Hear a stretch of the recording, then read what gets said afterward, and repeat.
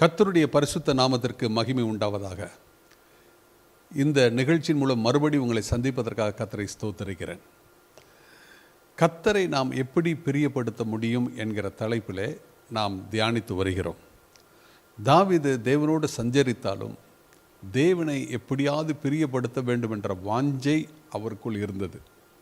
சங்கீதம் 143 அதிகாரம் 10 வசனத்தில், உமக்கு பிரியமானதை செய்ய எனக்கு போதித்தருளும், நீரே என் தேவன், உம்முடைய நல்ல ஆவி என்னை செம்மையான வழியிலே நடத்துவாராக.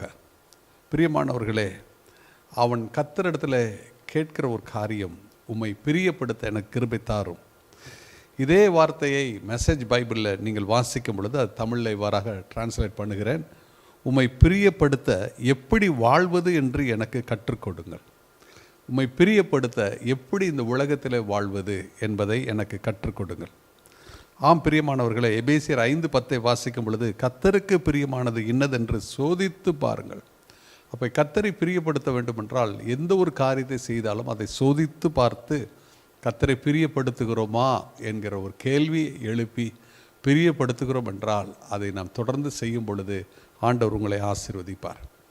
கடந்த நிகழ்ச்சியில் எப்படி கர்த்தரை பிரியப்படுத்த முடியும் என்று பார்க்கும் பொழுது 1 சாமுவேல் 15:22 அதற்கு சாமுவேல், கர்த்தருடைய சத்தத்திற்கு கீழ்ப்படுகிறதை பார்க்கிலும் சர்வாங்க தகன பலிகளும் கர்த்தருக்கு பிரியமாய் இருக்குமோ, பலியை பார்க்கிலும் கீழ்ப்படிதலும் ஆட்டுக்கடாக்களின் நினைவை பார்க்கிலும் செவி கொடுத்தலும் உத்தமம்.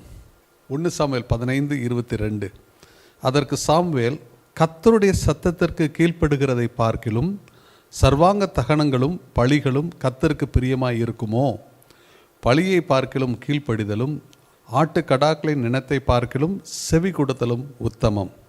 ஆக இந்த வசனத்திலிருந்து நாம் பார்க்கிற ஒரு காரியம் என்னவென்றால், கர்த்தருக்கு கீழ்ப்படிப்பது கர்த்தருக்கு பிரியமான ஒரு காரியம். அதாவது முழுமையாய் கர்த்தருக்கு கீழ்ப்படிவது, அறகுறையாய் அல்ல, முழுமையாய் கீழ்ப்படிவது.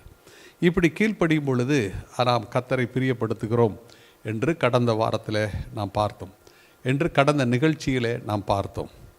இப்பொழுது இரண்டாவதாக கர்த்தரை எப்படி பிரியப்படுத்த முடியும் என்பதை நாம் பார்க்க போகிறோம். எபிரேயர் 11 அதிகாரம் 6 வசனம், விசுவாசம் இல்லாமல் தேவனுக்கு பிரியமாய் இருப்பது கூடாத காரியம். ஏனென்றால் தேவனிடத்தில் சேர்கிறவன் அவர் உண்டென்றும் அவர் தம்மை தேடுகிறவர்களுக்கு பலன் அளிக்கிறார் என்றும் விசுவாசிக்க வேண்டும். எப்படி கர்த்தரை பிரியப்படுத்த முடியும்? விசுவாசம் இல்லாமல் தேவனுக்கு பிரியமாய் இருப்பது கூடாத காரியம். அப்போ நாம் விசுவாசிக்க வேண்டும். யாரை விசுவாசிக்க வேண்டும்?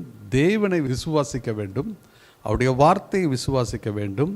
அவருடைய வார்த்தையை விசுவாசிக்கும் பொழுது நிச்சயமாகவே நாம் கர்த்தரை பிரியப்படுத்துகிறோம்.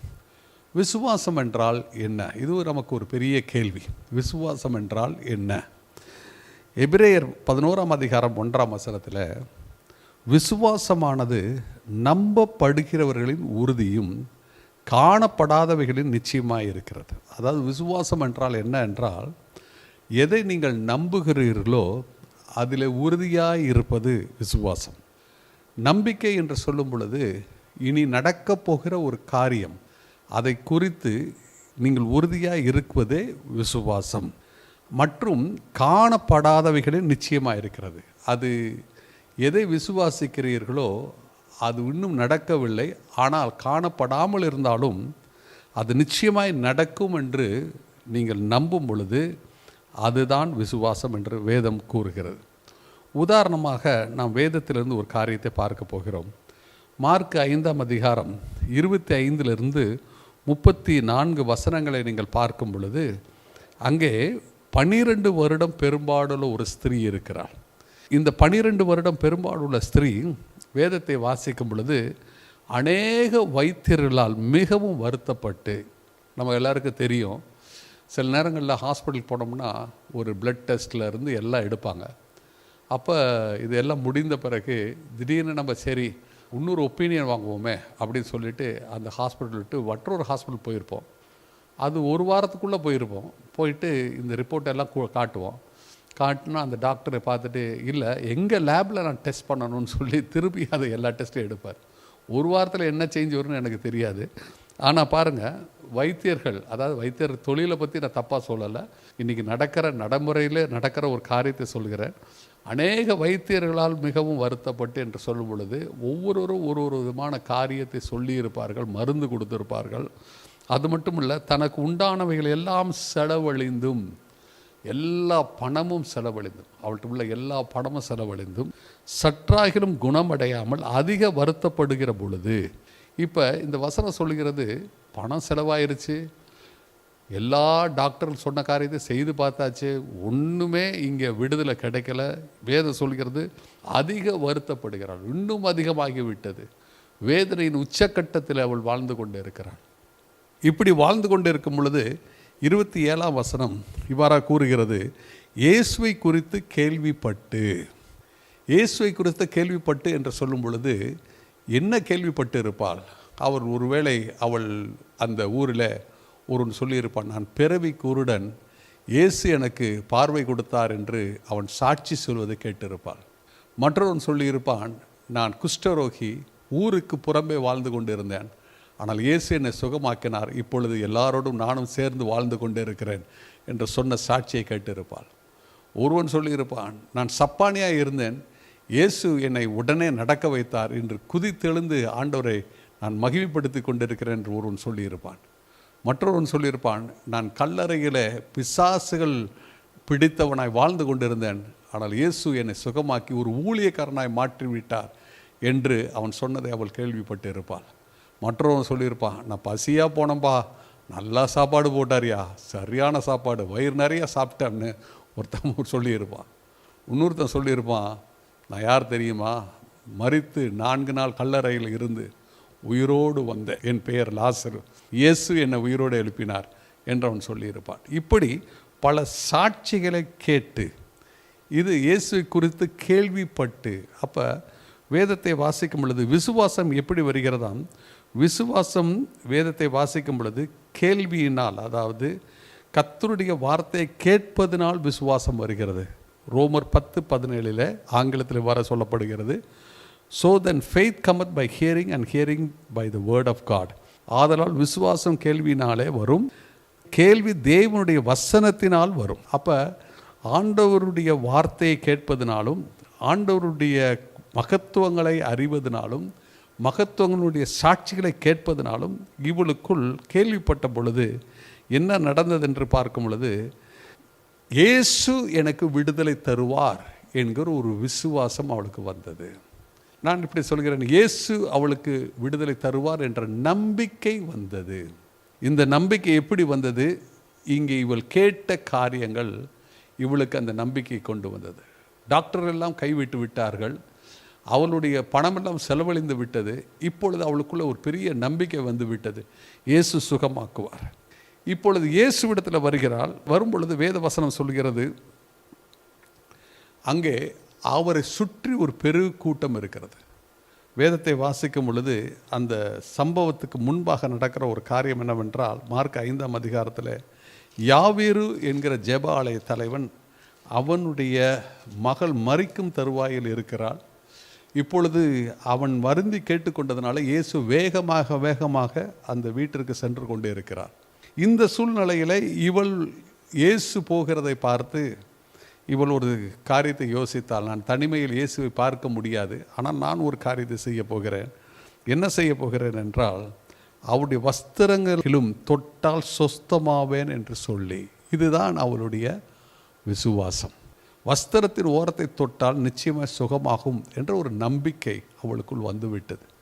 இந்த நம்பிக்கை வந்த உடனே என்ன செய்கிறாள், தன்னுடைய பலவீனம், இப்படிப்பட்ட வியாதி உள்ளவர்கள் இங்கே அந்த நாட்களில் பொதுவான இடத்துக்கு வரக்கூடாது, அப்படி வந்தால் கல்லெறிந்து கொன்று விடுவார்கள். ஆனால் இவளோ அதை குறித்தோ அந்த ட்ரெடிஷன் குறித்தோ கொஞ்சம் கூட கவலைப்படாமல் தைரியமாய் அவள் என்ன செய்கிறாள், தன்னிடத்தில் இருந்த அந்த கொஞ்ச பலத்தை வைத்து கொண்டு அந்த கூட்டத்துக்குள்ளே நுழைந்து, அந்த கூட்டத்துக்குள்ளே கடந்து போய், வேதத்தை சொல்கிறது, ஜனக்கூட்டத்துக்குள்ளே அவருக்கு பின்னாக வந்து அவருடைய வஸ்திரத்தை தொட்டாள். வஸ்திரத்தை தொட்டாள். இங்கே வஸ்திரத்தை தொடும் பொழுது அவளுக்குள் இருந்த நம்பிக்கை, இந்த வஸ்திரத்தை தொட்டால் நிச்சயமாய் சுகம் கிடைக்கும் என்ற நம்பிக்கை அவளுக்கு இருந்தது. ஆக வஸ்திரத்தை தொட்டால் தொட்ட உடனே, வேதம் சொல்கிறது உடனே அவளுடைய உதிரத்தின் ஊரல் நின்று போயிற்று. அப்போ அவள் உடனே சுகமானாள். ஆம் அருமையான சகோதரனே சகோதரியே, உடனே இயேசு உன்னை சுகமாக்க முடியும். உடனே, இப்பொழுது இந்த வார்த்தையை கேட்கிற வேளையில். ஏனெனில் உனக்குள்ள ஒரு விசுவாசம், அந்த விசுவாசம் வந்து விட்டால் நிச்சயமாகவே எப்பேற்பட்ட வியாதி இருந்தாலும் அந்த வியாதியிலிருந்து கர்த்தர் உங்களை சுகமாக்க வல்லவராக இருக்கிறார். இந்த விசுவாசம், அந்த விசுவாசம் தான் தேவனை பிரியப்படுத்துகிறது. அப்போ மனுஷர்கள் கைவிட்டு இருக்கலாம், ஆனால் விசுவாசம் உங்களுக்குள் இருக்கும் என்றால் நிச்சயமாகவே நீங்கள் எதிர்பார்க்கும் காரியங்கள் நிறைவேறும். ஆண்டவர் உங்களை விடுதலையாக்குவார், சுகமாக்குவார். ஆண்டவர் உங்கள் வாழ்க்கையில் உள்ள தடைகள் எல்லாம் நீக்கி போடுவார். விசுவாசம் இருக்கும் என்றால் கர்த்தர் நிச்சயமாகவே உங்களுக்கு ஒரு உயர்வை தருவார். உங்கள் வாழ்க்கையில் கர்த்தர் இந்த நாட்களிலே அற்புதங்களை, அடையாளங்களை செய்வார். உங்கள் ஒவ்வொரு காரியத்தையும் கர்த்தர் வாய்க்க பண்ணுவார்.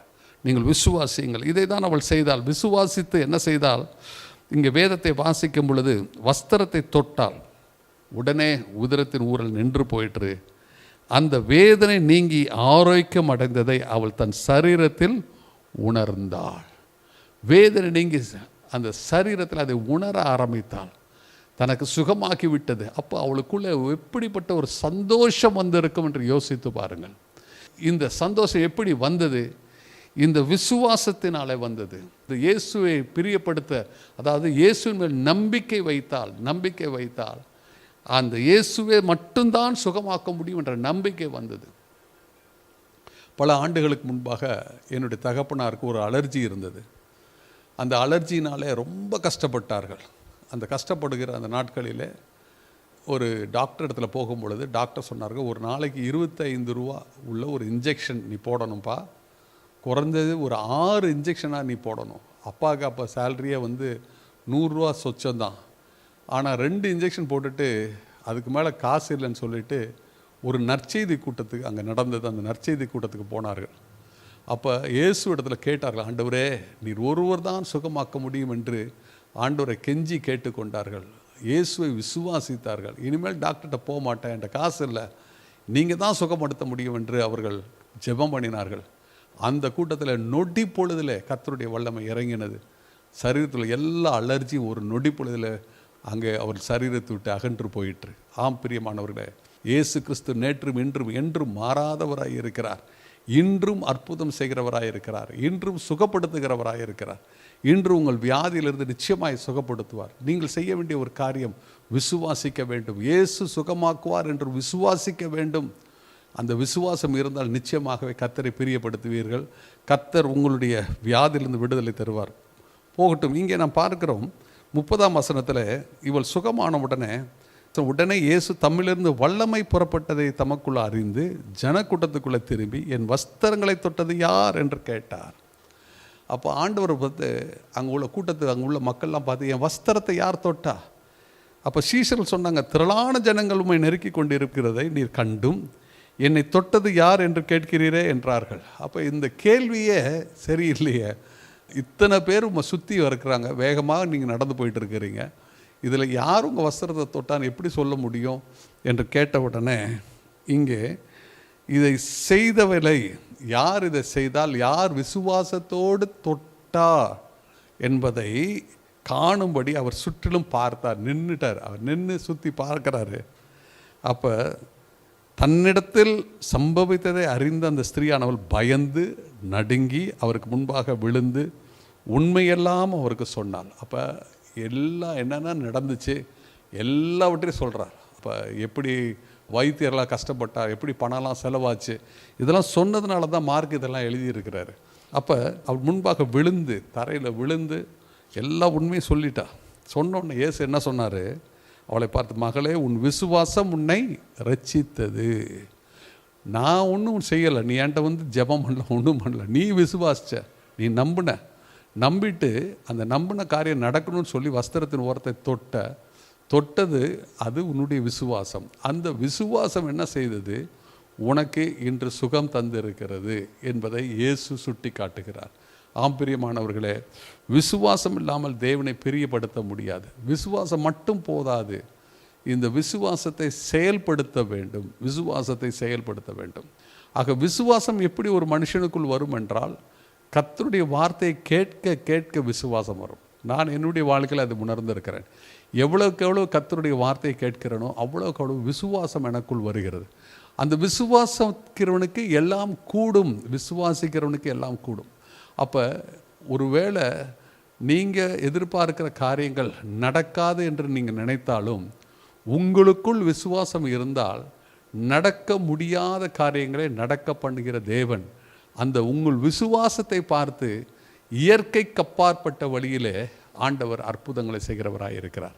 வேதத்தில் வாசிக்கும் பொழுது காற்றையும் காண மாட்டீர்கள், மழையும் காண மாட்டீர்கள், ஆனாலும் பாருங்கள், உங்கள் மிருக ஜீவன்கள் எல்லாருக்கும் வேண்டிய தண்ணீர் அங்கே உண்டு கிடைக்கும் என்பதை அங்கே வேத வசனத்தில் நாம் வாசிக்கிறோம். அதுபோல் ஒருவேளை நீங்கள் எதிர்பார்க்கிற காரியங்கள் நடப்பதற்கு எந்த சூழ்நிலை இல்லாமல் இருக்கலாம்.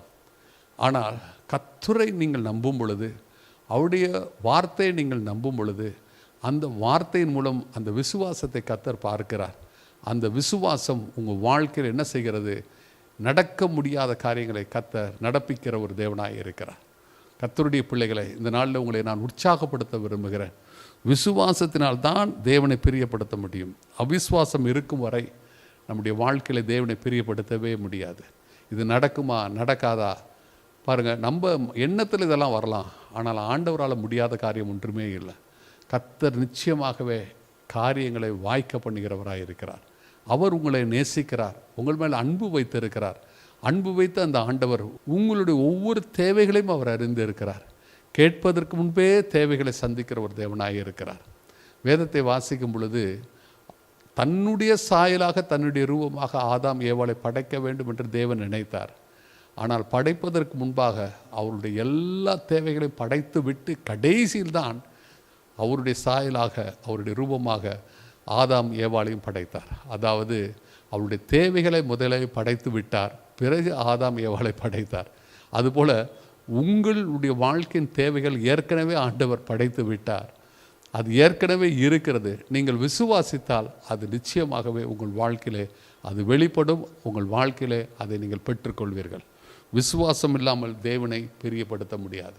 ஆபிரகாம் வயதான பொழுது 75 வயதில் கர்த்தர் வாக்கு கொடுத்தார், 100 வயதில் நிறைவேற்றினார்.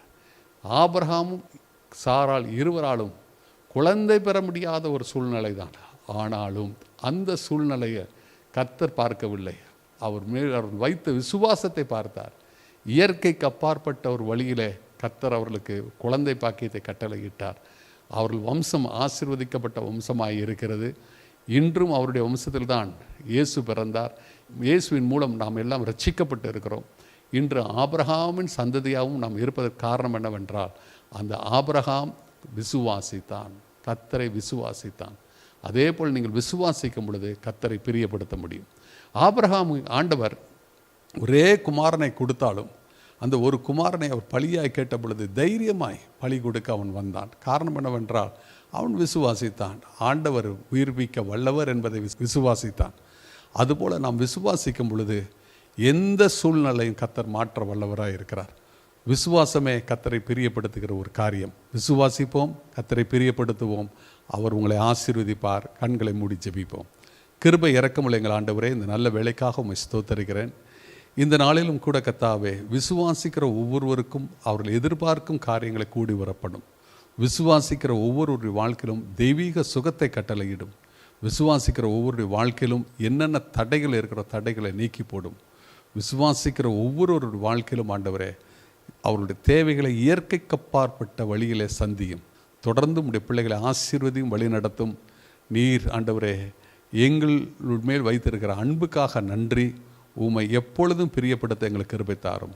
இயேசுவின் நாமத்தில் ஜெபிக்கிறேன் ஜீவனுள்ள பிதாவே, ஆமேன், ஆமேன். கிறிஸ்துவுக்குள் பிரியமானவர்களே, சகோதரர் சாமுவேல் மோகன்ராஜ் அவர்கள் எழுதிய ஆவிக்குரிய புத்தகங்கள் உங்கள் ஆவிக்குரிய வாழ்க்கைக்கு மிகவும் பிரயோஜனமாக இருக்கும். இயேசுவின் ரத்தம் என்கிற புத்தகம், எழுப்புதலின் அக்கினி, நீங்கள் வாழ்ந்து செழித்திருப்பீர்கள், சிலுவையிலே மொழிந்த சுவிசேஷ பணிக்கான 7 திறவுகோல்கள், தேவனுடைய தேசத்தில் செழிப்பாக்கும் அனுபவங்கள், தரிசனங்களும் சொப்பனங்களும் அதன் விளக்கமும், இயேசுவின் காயங்கள் அவற்றின் வல்லமையும் நோக்கங்களும். கர்த்தர் உங்களை ஆசீர்வதிப்பாராக.